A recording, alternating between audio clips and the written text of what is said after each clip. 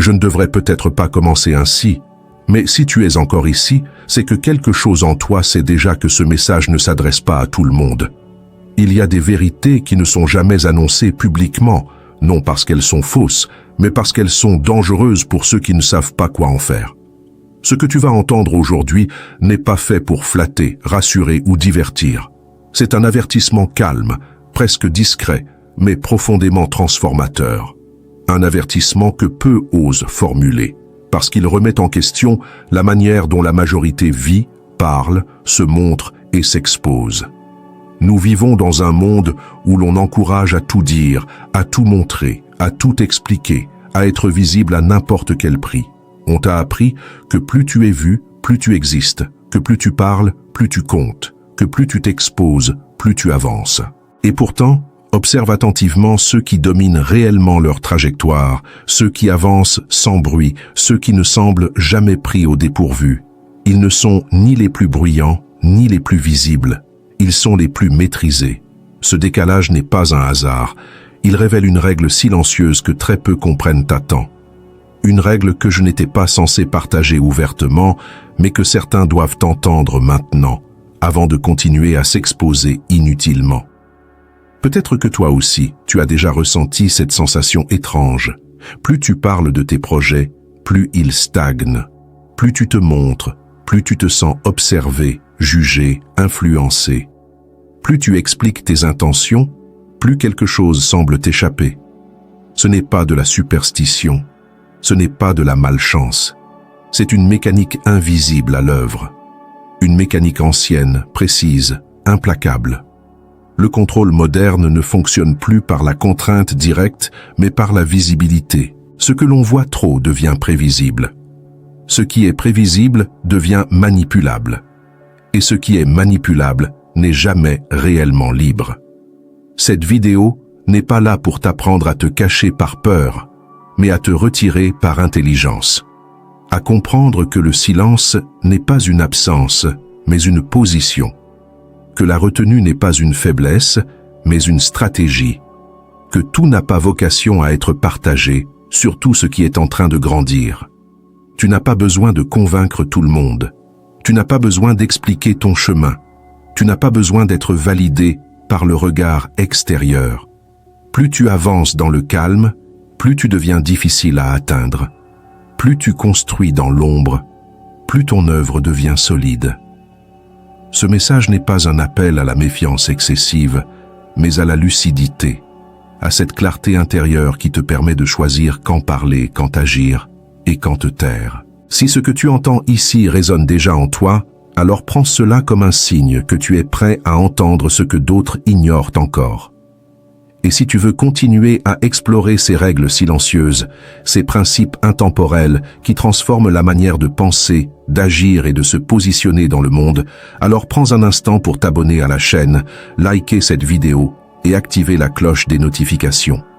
Ce n'est pas une obligation, mais une invitation à marcher ensemble sur ce chemin de lucidité et de maîtrise intérieure. Ici, on ne cherche pas à briller, on cherche à comprendre. Et maintenant que tout est posé, si tu es prêt à aller plus loin, alors avançons, let's go. Il y a des vérités qui ne font pas de bruit quand elles entrent dans une pièce. Elles ne frappent pas la table, ne cherchent pas l'approbation, ne s'annoncent pas comme des révélations spectaculaires. Elles s'installent lentement, presque timidement, mais une fois qu'elles sont là, elles changent à jamais la manière dont tu regardes le monde. Ce chapitre est de celle-là, et avant d'aller plus loin, il faut poser un avertissement clair, non par arrogance, mais par responsabilité. Tout le monde ne peut pas entendre ce qui va suivre, non pas parce que les gens sont stupides, mais parce que beaucoup sont encore innocents au mauvais endroit, au mauvais moment. L'innocence, dans un monde structuré par des rapports de force invisibles, n'est pas toujours une vertu. Elle peut devenir un danger silencieux. Depuis l'enfance, on nous apprend à être honnête, transparent, ouvert, confiant. On nous répète que dire la vérité est toujours la meilleure option, que montrer ce que l'on ressent est une preuve de courage, que partager ses intentions attire le soutien. Ces idées ne sont pas fausses en elles-mêmes, elles sont simplement incomplètes. Et ce sont souvent les vérités incomplètes qui font le plus de dégâts, car elles fonctionnent parfaitement dans un monde idéal. Mais nous ne vivons pas dans un monde idéal. Nous vivons dans un monde où chaque information circule, se déforme, s'exploite. Un monde où ce que tu montres devient une donnée. Et toute donnée peut être utilisée. Le véritable danger n'est pas la méchanceté des autres, mais la naïveté de ceux qui s'exposent sans discernement. Beaucoup pensent être contrôlés parce qu'ils manquent de courage, de discipline ou d'intelligence. En réalité, ils sont souvent contrôlés parce qu'ils donnent trop. Trop d'informations, trop d'émotions, trop d'accès. Ils ouvrent leurs portes en croyant créer du lien, alors qu'ils offrent des leviers. Ils confondent authenticité et exposition, sincérité et abandon de frontières. Et sans s'en rendre compte, ils deviennent lisibles, prévisibles, faciles à influencer. Certaines règles ne sont jamais enseignées publiquement pour une raison simple. Elles exigent une maturité intérieure que tout le monde n'a pas encore développée. Donner une lame affûtée à quelqu'un qui ne sait pas s'en servir est dangereux, non seulement pour les autres, mais pour lui-même. De la même manière, certaines vérités, si elles sont entendues trop tôt ou sans fondation intérieure solide, deviennent destructrices. Elles peuvent engendrer de la méfiance excessive, de la paranoïa, ou une fermeture émotionnelle malsaine. C'est pour cela que le silence entoure souvent ces règles, non par élitisme, mais par prudence. La majorité des gens ne sont pas contrôlés parce qu'ils sont faibles. Ils sont contrôlés parce qu'ils sont ouverts dans un monde qui récompense la fermeture stratégique. Ils parlent quand ils devraient observer. Ils expliquent quand ils devraient agir. Ils annoncent quand ils devraient préparer. Ils cherchent à être compris alors qu'ils devraient d'abord se comprendre eux-mêmes. Cette innocence crée une illusion de sécurité. On pense que parce qu'on n'a rien à cacher, on n'a rien à craindre. Mais le problème n'est pas ce que tu caches. C'est ce que tu révèles trop tôt, trop largement, à des personnes qui n'ont ni ton intérêt, ni ta vision à cœur. Il existe une différence fondamentale entre être honnête et être transparent. L'honnêteté est une valeur intérieure. La transparence est une posture extérieure. Tu peux être profondément honnête sans être transparent avec tout le monde. Tu peux être droit sans être lisible. Mais cette nuance n'est presque jamais enseignée. Pourquoi ? Parce qu'elle dérange. Elle remet en question un modèle social basé sur l'exposition permanente. Un modèle où l'on croit que montrer sa vie, ses pensées, ses projets est une preuve de force, alors que c'est souvent une abdication de pouvoir. Ce chapitre n'a pas pour but de t'apprendre à te méfier de tout et de tous. Il t'invite à comprendre que la confiance est un outil, pas un réflexe. Elle se donne progressivement, consciemment, stratégiquement. Ceux qui contrôlent le jeu ne sont pas ceux qui parlent le plus fort, mais ceux qui choisissent précisément quand et à qui ils parlent. Ils savent que chaque mot est une empreinte, chaque confession, une ouverture, chaque justification, une faiblesse offerte. Il y a une raison pour laquelle certaines personnes semblent toujours avoir un coup d'avance. Ce n'est pas qu'elles sont plus intelligentes, c'est qu'elles sont moins visibles. Elles laissent les autres se révéler. Elles écoutent plus qu'elles ne parlent. Elles observent les réactions, les incohérences, les intentions cachées. Pendant que beaucoup se dévoilent pour exister, elles se retirent pour comprendre. Et dans ce retrait, elles gagnent une liberté immense, celle de ne pas être anticipée. L'innocence devient dangereuse lorsqu'elle refuse de voir le monde tel qu'il est, lorsqu'elle s'accroche à l'idée que tout le monde fonctionne avec les mêmes valeurs, la même loyauté, la même bienveillance. Ce n'est pas du pessimisme de reconnaître que ce n'est pas le cas. C'est de la lucidité. Et la lucidité n'enlève rien à la bonté. Elle la protège. Elle permet de rester ouvert sans être vulnérable inutilement. Elle permet d'aimer sans se livrer à l'aveugle. Si ces mots te mettent mal à l'aise, c'est peut-être parce qu'ils touchent un point sensible. Parce qu'ils remettent en question une manière d'être que tu as longtemps considérée comme juste. Mais le malaise n'est pas un signal de danger. C'est souvent un signal de croissance. Ce chapitre est une invitation à quitter une innocence qui expose pour entrer dans une sagesse qui protège. Pas pour manipuler, mais pour ne plus être manipulé. Pas pour dominer, mais pour rester maître de ton axe intérieur. Tout le monde n'est pas prêt à entendre cela, et c'est normal. Chacun avance à son rythme. Mais si tu lis ces lignes sans les rejeter, sans les fuir, alors peut-être que tu es déjà en train de franchir un seuil. Celui où tu comprends que certaines vérités ne sont pas faites pour être criées, mais intégrées. Et que le véritable pouvoir commence souvent là où le bruit s'arrête. Le contrôle le plus efficace n'a jamais besoin de lever la voix. Il ne frappe pas, il ne menace pas, il ne s'impose pas brutalement. Il s'installe, silencieusement, progressivement, presque poliment. Et c'est précisément pour cela que la majorité ne le voit jamais venir. On imagine souvent le pouvoir comme quelque chose de visible, de frontal, de dominant. Pourtant, le vrai pouvoir agit dans l'ombre, à travers des mécanismes si subtils qu'ils ressemblent à de simples habitudes sociales. Ce chapitre est une plongée dans cette mécanique invisible, celle qui ne cherche pas à te contraindre, mais à te rendre lisible. Dans le monde moderne, le contrôle ne passe plus par l'interdiction, mais par l'incitation. On ne te dit pas de te taire, on t'encourage à parler. On ne t'empêche pas de te montrer, on te pousse à t'exposer. On ne te force pas à révéler tes intentions. On t'apprend que c'est une preuve d'authenticité. Et pendant que tu t'exprimes librement, pendant que tu racontes ce que tu ressens, ce que tu veux, ce que tu prépares, quelqu'un, quelque part, observe. Pas pour t'aider, pour comprendre comment tu fonctionnes. Chaque parole que tu prononces est une information. Chaque émotion que tu affiches est un signal. Chaque justification que tu donnes est une clé. Le contrôle invisible commence toujours par la collecte. On laisse les gens parler d'eux-mêmes, se dévoiler, expliquer leurs motivations, leurs peurs, leurs désirs. Plus quelqu'un parle, plus il se dessine. Plus il se montre, plus il devient prévisible. Et la prévisibilité est la matière première du contrôle. On ne manipule pas ce qu'on ne comprend pas. On ne dirige pas ce qui reste opaque. Ceux qui parlent trop pensent souvent qu'ils prennent le pouvoir sur le récit. En réalité, ils abandonnent le contrôle de leur image.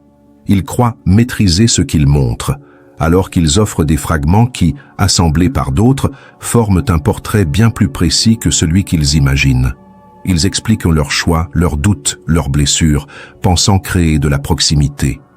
Mais la proximité, dans un monde stratégique, est souvent un avantage unilatéral. Celui qui écoute sans se dévoiler garde toujours l'avantage. La visibilité excessive est l'un des outils de contrôle les plus sous-estimés. On associe la visibilité à la reconnaissance, à l'influence, à la réussite. Pourtant, plus tu es visible, plus tu es exposé. Plus tu es exposé, plus tu es analysé. Et plus tu es analysé, plus tu deviens facile à anticiper. Tes réactions deviennent attendues, tes décisions deviennent calculables, ton comportement devient exploitable. Le contrôle n'a même plus besoin d'intervenir. Il lui suffit de prévoir. Il existe une illusion dangereuse, croire que parce qu'on est libre de parler, on est libre tout court. La liberté d'expression n'est pas la liberté intérieure. Tu peux parler sans contrainte et être pourtant profondément conditionné. Conditionné à réagir, à justifier, à expliquer, à te défendre. Chaque fois que tu te sens obligé de te justifier, quelqu'un d'autre a déjà pris une position dominante. Chaque fois que tu expliques trop, tu exposes ton raisonnement. Et un raisonnement exposé peut être contourné. Le pouvoir silencieux agit toujours par économie d'énergie. Il ne se fatigue pas à convaincre. Il laisse les autres se convaincre eux-mêmes. Il ne force pas l'action. Il crée un cadre dans lequel certaines actions deviennent évidentes. Et ce cadre est construit à partir des informations que les individus fournissent volontairement. Le contrôle invisible ne vole rien. Il reçoit, il accueille, il observe et il attend. Ceux qui sont le plus facilement contrôlables ne sont pas ceux qui manquent de caractère, mais ceux qui ont besoin d'être compris. Le besoin constant de validation pousse à l'exposition. On explique pour être accepté, on se dévoile pour être reconnu, on parle pour exister, et ce besoin devient un levier. Celui qui sait que tu as besoin d'approbation peut influencer tes choix sans jamais te donner d'ordre. Il lui suffit de retirer son attention, son soutien, son regard. Le contrôle devient émotionnel, pas autoritaire. Il y a une autre mécanique plus subtile encore, celle de la parole mal maîtrisée. Parler n'est pas un problème. Parler sans intention l'est. Chaque mot que tu prononces devrait avoir un poids, une direction, un but. Mais la majorité parle pour combler le silence, pour apaiser l'inconfort, pour éviter la solitude. Et dans cette parole automatique, ils révèlent leurs failles, leurs contradictions, leurs insécurités. Le pouvoir silencieux écoute ces failles comme des indications, pas comme des confidences. Ce chapitre ne t'invite pas à devenir muet ou méfiant. Il t'invite à devenir conscient, à comprendre que le silence est aussi une forme de langage, que ne pas tout dire, ce n'est pas mentir, c'est choisir. Que ne pas tout montrer, ce n'est pas manipuler, c'est préserver ton axe. Les personnes véritablement libres ne sont pas celles qui disent tout, mais celles qui savent ce qui mérite d'être dit et ce qui doit rester en maturation. Regarde autour de toi. Observe ceux qui semblent toujours en position de faiblesse. Ce sont souvent ceux qui expliquent leurs intentions avant d'agir, ceux qui annoncent leurs projets avant qu'ils ne prennent forme, ceux qui expriment leurs émotions au moment même où elles les traversent. Ils pensent créer de la transparence. Ils créent de la vulnérabilité. À l'inverse, ceux qui avancent avec calme, sans bruit, sans justification excessive, sont difficiles à cerner. Et ce qui est difficile à cerner est difficile à contrôler. Le pouvoir invisible ne cherche pas à t'empêcher de réussir. Il cherche à savoir comment tu réussis. Il observe ce qui te motive, ce qui te freine, ce qui te fait douter. Une fois ces paramètres connus, il peut influencer ton environnement pour orienter tes choix, sans jamais apparaître comme une contrainte. Tu auras l'impression de choisir librement, alors que ton champ de possibilités aura été subtilement ajusté. Comprendre cette mécanique, ce n'est pas devenir cynique, c'est devenir lucide. La lucidité ne te ferme pas au monde, elle t'y rend plus présent, plus ancré, plus maître de ton rythme. Elle te permet de parler quand ta parole construit et de te taire quand le silence te protège. Elle t'apprend que le véritable pouvoir n'est pas dans la démonstration, mais dans la retenue. Pas dans l'exposition, mais dans la maîtrise. Si tu intègres cette idée profondément, quelque chose change. Tu ressens moins le besoin de te justifier, moins l'urgence de te montrer, moins la peur d'être mal compris. Tu commences à agir avant de parler, à observer avant de réagir. Et dans cet espace nouveau, le contrôle invisible perd sa prise. Non pas parce que tu luttes contre lui, mais parce que tu ne lui donnes plus la matière dont il se nourrit. Le silence devient alors non pas une absence, mais une force tranquille, une présence intérieure que rien ne peut facilement détourner. Il existe une frontière invisible entre ceux qui réagissent au monde et ceux qui le traversent avec calme. Cette frontière ne se voit pas, ne s'affiche pas, ne se revendique pas. Elle se ressent. Elle se construit loin du bruit, loin du regard, loin de la validation extérieure. C'est là que commence ce que l'on peut appeler la discipline de l'ombre. Une discipline que peu enseignent, que peu comprennent, mais que tous les puissants, consciemment ou non, pratiquent un jour. Non parce qu'ils ont peur d'être vus, mais parce qu'ils ont compris ce que le regard des autres coûte. La majorité des individus vivent à découvert. Leurs pensées s'expriment aussitôt qu'elles naissent. Leurs émotions se montrent avant même d'être comprises. Leurs projets sont annoncés alors qu'ils ne sont encore que des intentions fragiles. Ils vivent dans une immédiateté constante, comme si exister signifiait se manifester sans filtre. Cette exposition permanente donne l'illusion de la liberté, mais elle crée une dépendance silencieuse. Dépendance au regard, à l'approbation, à la réaction. Et là où il y a dépendance, il y a toujours une forme de contrôle possible. La discipline de l'ombre commence par une décision intérieure, celle de ne plus tout offrir au monde, pas par méfiance, mais par respect pour ce qui est encore en devenir. Tout ce qui grandit a besoin d'obscurité.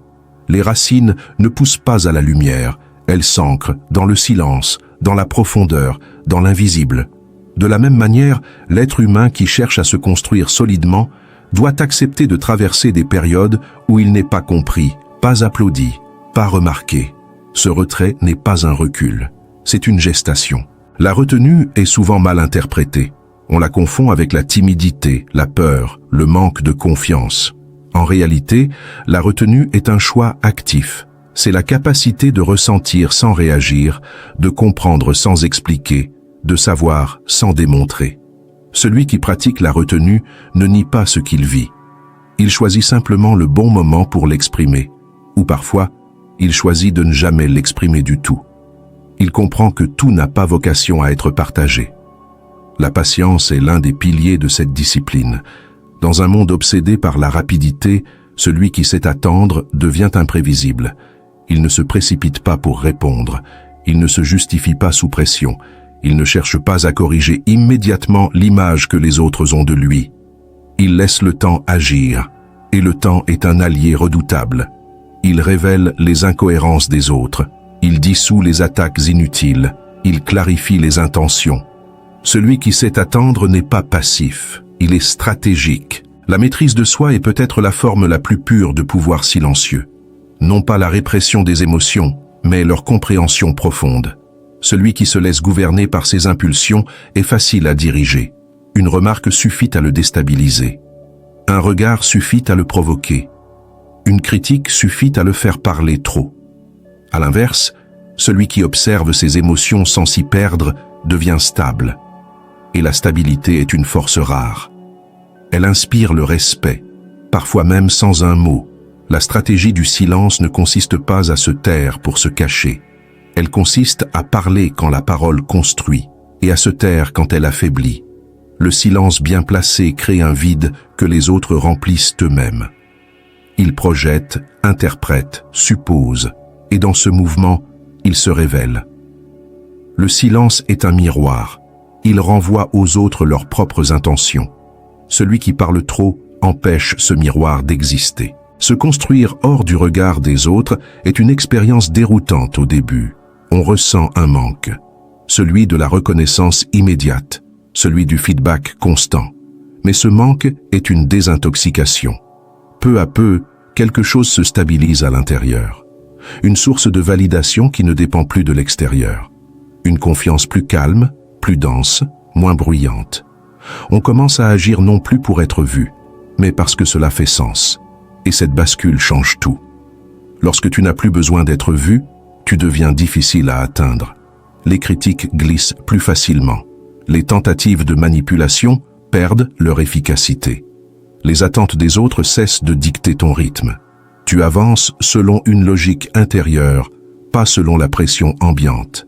C'est ainsi que naît une forme d'incontrôlabilité tranquille. Non pas une rébellion ouverte, mais une indépendance subtile. Les puissants savent que montrer trop tôt, c'est affaiblir ce qui n'est pas encore prêt. Ils savent que chaque projet a son temps d'ombre, que chaque transformation intérieure a besoin d'un espace protégé. Ils n'annoncent pas ce qu'ils construisent, ils le laissent prendre forme. Et lorsqu'ils apparaissent, ce n'est pas pour convaincre, mais pour constater. Le travail est déjà fait, l'alignement est déjà là. Cette discipline demande du courage. Le courage de ne pas répondre à toutes les sollicitations. Le courage de ne pas corriger chaque malentendu. Le courage de laisser certaines personnes te sous-estimer. Mais ceux qui acceptent d'être sous-estimés un temps gagnent une liberté immense. Ils ne sont plus prisonniers de l'image qu'ils projettent. Ils deviennent mobiles intérieurement. Et ce mouvement intérieur est invisible pour ceux qui cherchent à contrôler. Peu à peu, en pratiquant cette discipline, tu remarqueras un changement subtil dans tes relations. Certains s'éloigneront, inconfortables face à ton silence. D'autres te respecteront davantage, sans savoir pourquoi. Ce n'est pas ton absence de parole qui crée ce respect, mais la densité de ta présence. Tu n'as plus besoin de prouver. Tu incarnes. Et l'incarnation parle plus fort que n'importe quel discours. La discipline de l'ombre n'est pas une fin, c'est un passage, un espace où tu te rassembles, où tu te clarifies, où tu te fortifies. Elle te permet de devenir quelqu'un qui choisit plutôt que quelqu'un qui réagit. Et dans un monde où la majorité est constamment sollicitée, provoquée, exposée, celui qui choisit devient rare, et ce qui est rare est précieux. En intégrant cette règle centrale, tu comprends que le vrai pouvoir ne cherche pas à dominer les autres. Il commence par se gouverner soi-même. Il se construit dans le silence, se renforce dans la patience et s'exprime avec parcimonie. Lorsque tu n'as plus besoin de tout dire, de tout montrer, de tout expliquer, alors quelque chose d'essentiel s'est déplacé en toi. Tu n'es plus façonné par le regard extérieur. Tu deviens ton propre point d'ancrage.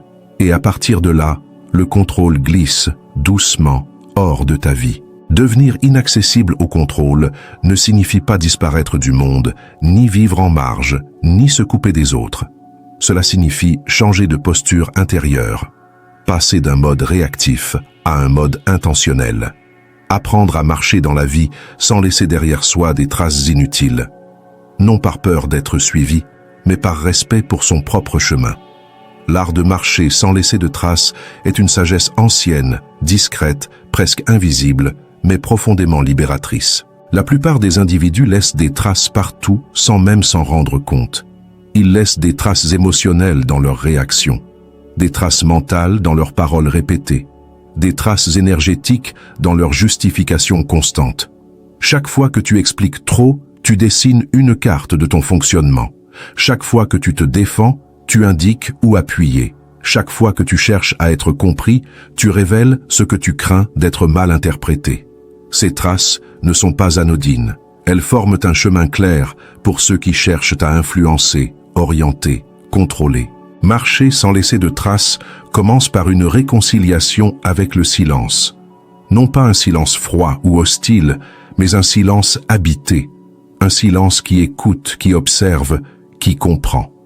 Lorsque tu n'as plus besoin de remplir chaque espace par des mots, tu reprends possession de ton rythme. Tu n'es plus pressé de répondre. Tu n'es plus obligé de réagir. Tu choisis. Et le simple fait de choisir ralentit le monde autour de toi. Agir sans s'exposer demande une clarté intérieure. Cela signifie savoir pourquoi tu fais ce que tu fais, sans ressentir le besoin de l'annoncer. Beaucoup annoncent leurs intentions pour se rassurer eux-mêmes. Ils cherchent dans le regard des autres une confirmation de leur propre décision. Mais cette confirmation extérieure fragilise l'acte. Elle crée une dépendance. Lorsque tu agis en silence, tu renforces ton axe intérieur. Tu deviens cohérent avant même d'être visible. Avancer sans se justifier est l'un des exercices les plus difficiles car il touche directement l'ego. L'ego veut être compris, validé, reconnu. Il veut expliquer ses choix, défendre ses positions, corriger les malentendus.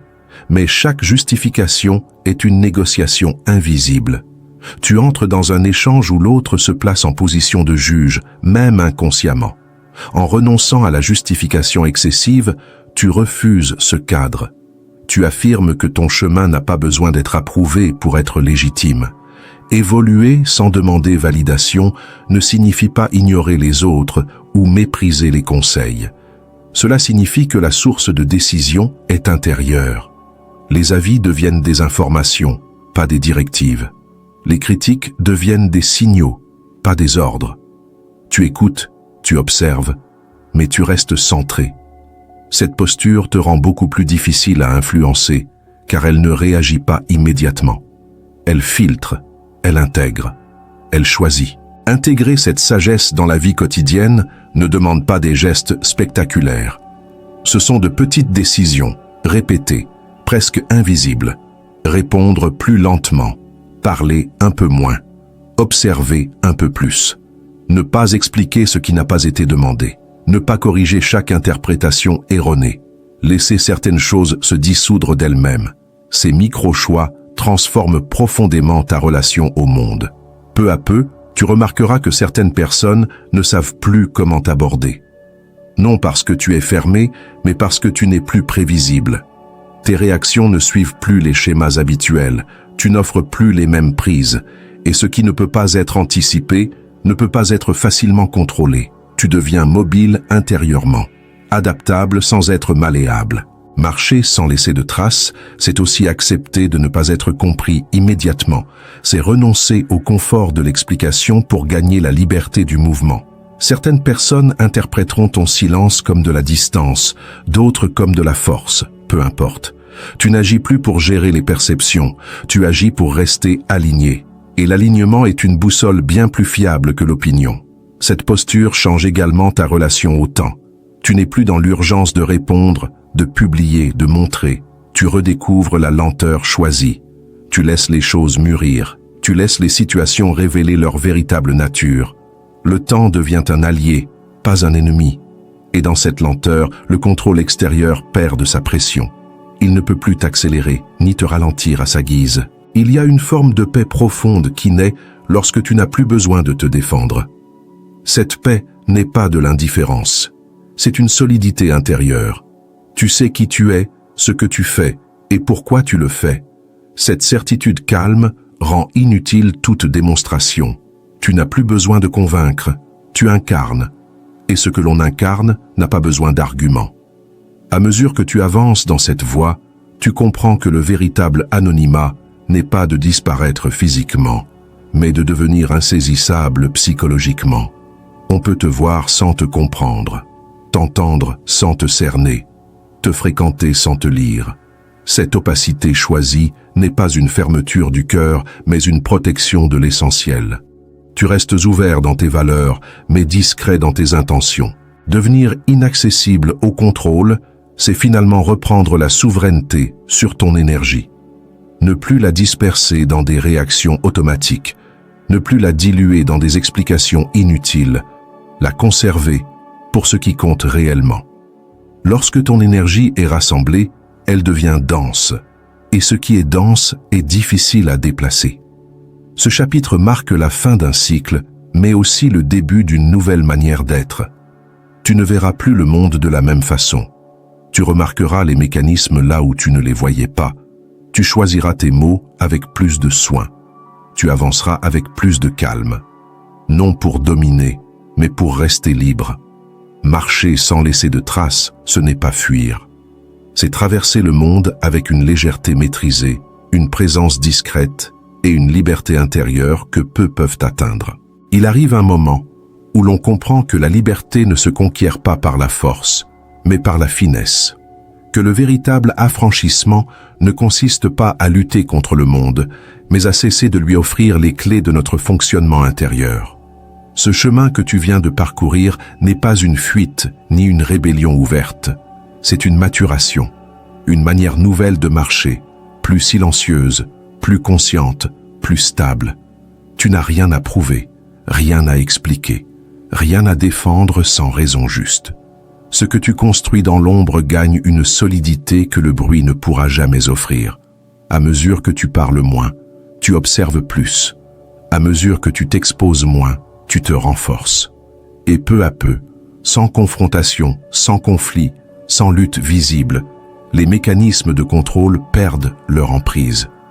Non parce que tu les attaques, mais parce que tu ne leur donnes plus prise. Retiens ceci. La discrétion n'est pas une disparition. C'est une élévation. Le silence n'est pas un vide, c'est un espace de maîtrise. Et la liberté la plus durable est celle que personne ne remarque, mais que rien ne peut enlever. Si cette sagesse résonne en toi, si tu sens que ce chemin t'appelle, alors reste avec nous. Abonne-toi à l'éveil du sage pour continuer ce voyage intérieur, loin du bruit, près de l'essentiel. Ici, on n'apprend pas à briller pour être vu, mais à s'ancrer pour être libre.